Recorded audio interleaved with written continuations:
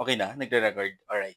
Hello mga kapudi, kamusta kayo? Alam niyo ba mga kapudi na 12 midnight na, and yun nga nagugutom ako tapos wala akong stock na pagkain ngayon. Pero meron akong napanood sa Pinoy Big Brother na favorite na kinakain ng mga housemate, lalong-lalo na si Michael Sager. So, yan, nag-ready ako dito ng kanin. Nilagyan ko siya ng toyo, tapos ng used oil, and then yung favorite na inuulam nila ito, yung cracklings. Kaya tara, try natin kung masarap ba siya or hindi. Masarap tong cracklings, no? Maasim siya. Kung may vinegary. So, yan, naka-ready na pala guys yung aking toyo. Ay, kanin with the toyo. Tapos nilagyan ko siya ng used oil. Yung pinagpirituhan ko kanina ng french fries. Tikman natin. Ayan. Para makita nyo.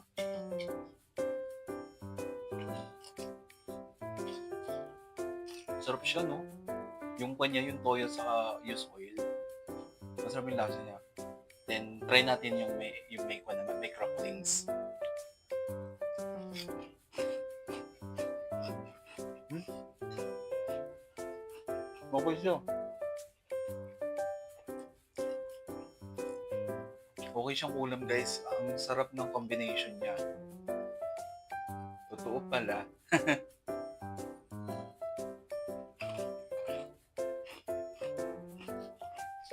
Hmm.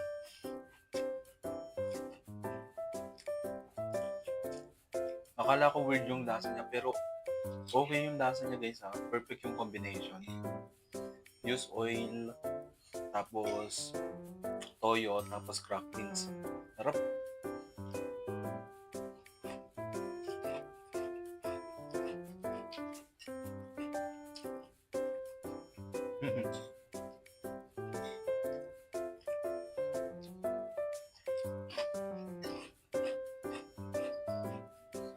Ang sarap.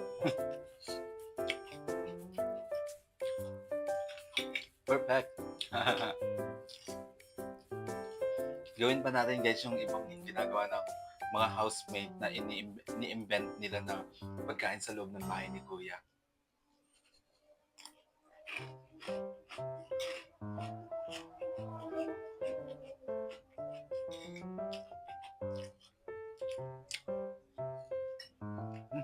Sarap. Binyan ko siya guys. Mamaya, tapusin ko lang to. Ang ingay ng tricycle ng dumadaan.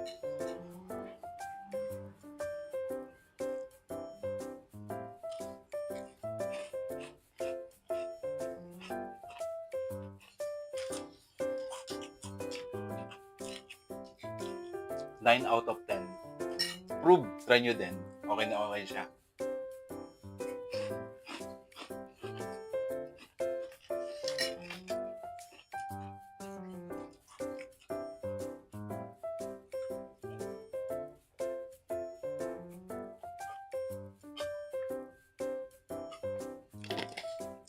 Ay, gagawin ko pala guys sa next. I-try natin kwan. Pasarapin lalo to.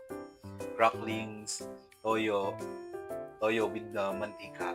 Siguro gawan natin siya ng experiment. Mas i-enhance pa natin yung kanya. Yung dito, yung ganitong pagkain, di ba? Lagyan natin ng other sangkap, and then gawan natin ng content. Alright, approve! Try nyo din!